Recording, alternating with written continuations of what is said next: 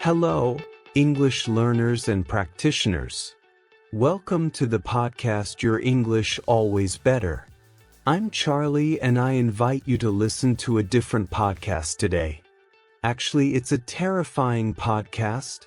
Yes, while learning English, you'll hear a horror story that will make you think twice before calling a late-night radio show. Get ready for the last broadcast. Let's begin the story. In a small town called Millbrook, nestled among wooded hills and rolling fields, there was a local radio station known as WRP.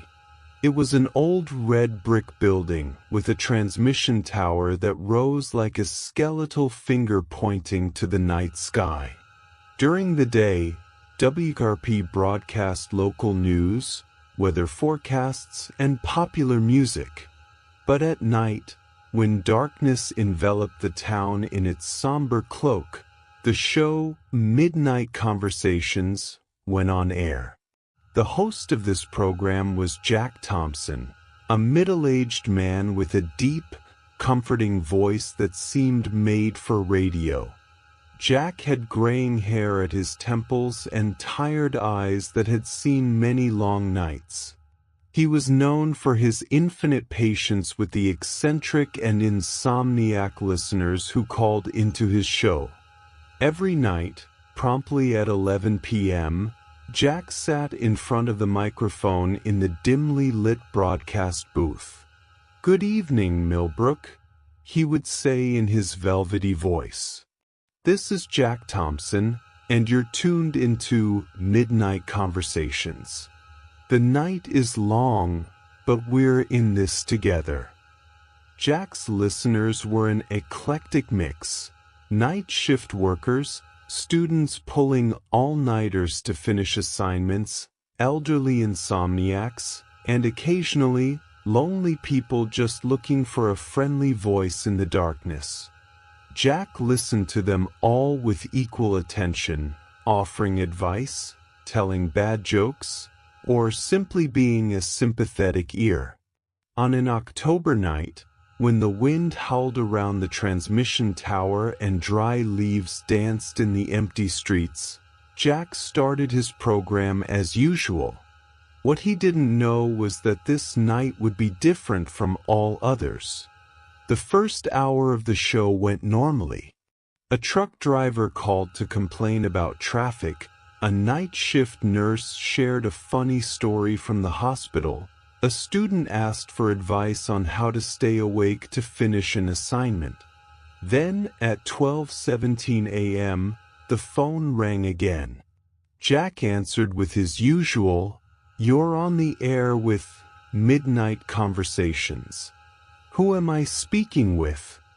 There was a moment of silence, filled only by a slight static. Then a soft, ethereal voice replied, "Hello, Jack. My name doesn't matter. What matters is what's to come." The first hour of the show went by as usual.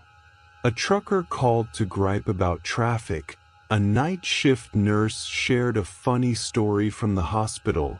A student asked for tips on how to stay awake to finish an assignment. Then, at 12:17 a.m., the phone rang again. Jack answered with his usual, "You're on the air with Midnight Chats. Who am I talking to?" There was a moment of silence, filled only by a faint static. Then a soft, ethereal voice replied, "Hello, Jack. My name doesn't matter. What matters is what's coming." Jack felt a chill run down his spine, but kept his cool. "Well, mysterious caller, what exactly is coming?" The voice responded with an unsettling calmness. "Tomorrow at 3:42 p.m., the old oak tree in the town square will fall. No one will get hurt, but it'll be quite a spectacle." Before Jack could respond, the line went dead. He laughed nervously and told his listeners, "Well, Looks like we've got a psychic among us tonight. Let's see if this prediction comes true, shall we?" Jack tried to shake off the weird call, but something about that voice bothered him for the rest of the night. When his shift ended at 6 a.m., he left the radio station into the chilly dawn air, feeling inexplicably anxious. Little did Jack know that this mysterious call was just the beginning. In the days to come, his world would be turned upside down, and Midnight Chats would become the stage for a series of events that would challenge everything he believed possible. That afternoon, at exactly 3:42, a deafening crash echoed through Millbrook Central Square. The old oak tree, which had weathered hundreds of storms, collapsed without warning, exactly as predicted by the mysterious voice. Jack, who was having coffee at a nearby diner, felt his blood run cold. He rushed to the square, his heart pounding in his chest. The scene was surreal. The majestic oak lay on the ground, its roots exposed like twisted veins. Miraculously, no one was hurt. That night, Jack entered the broadcast booth with shaky hands. The phone rang at 12:17, as if on cue. The same ethereal voice spoke. "The 10:15 train to Chicago tomorrow will never reach its destination, Jack. But don't worry, all passengers will survive, physically." The line went dead before Jack could react. He spent the rest of the night in a state of growing dread, alternating between disbelief and paralyzing fear. The next morning, headlines screamed, "Train mysteriously derails, no fatalities." Jack felt his stomach churn. The predictions were becoming more sinister, more specific. The following nights brought more calls, each more disturbing than the last. The voice predicted car accidents, building fires, even the exact outcome of sports games.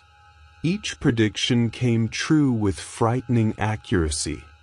Jack started losing weight, dark circles marked his face. He could barely sleep, tormented by nightmares where the voice chased him through endless corridors. His colleagues at the station noticed the change, but he couldn't explain. Who would believe him? One night, the voice made a prediction that chilled Jack to the bone. Little Amy Collins, 8 years old, will vanish tomorrow at 3:30 p.m. while playing in the park. She'll be found 3 days later, Jack. But you won't want to know in what condition.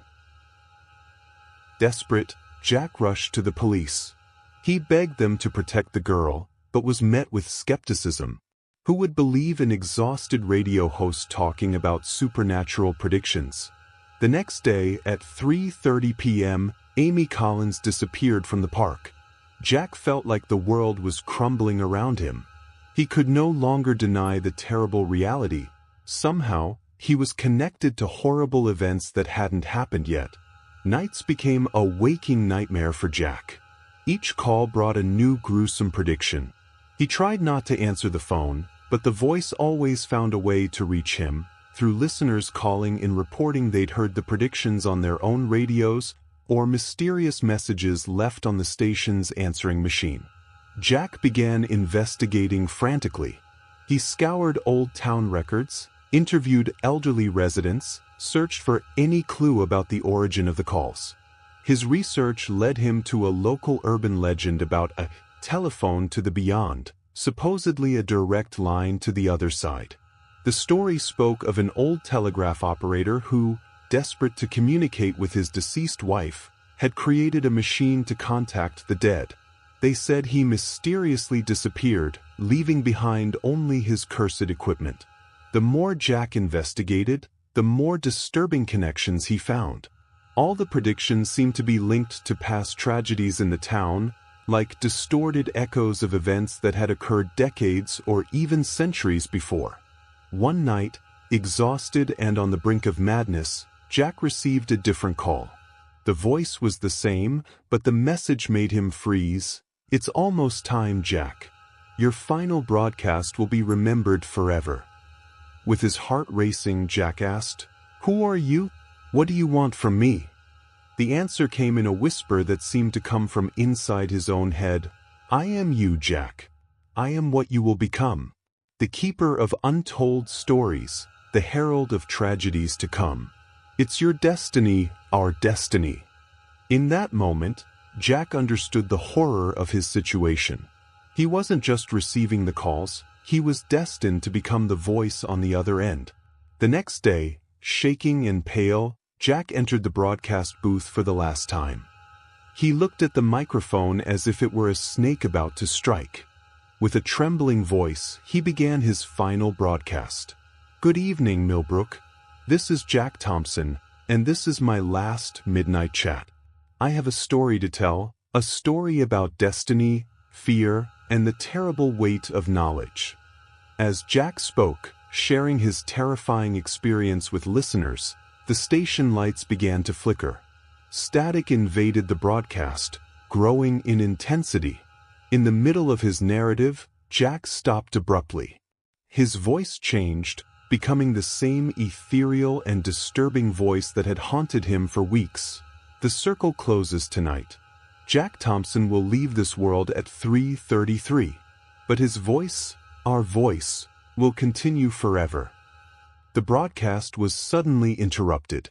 When the morning staff arrived at the station, they found the broadcast booth empty. The microphone was still on, emitting soft static. Jack Thompson was never seen again. But the story doesn't end there, dear listeners.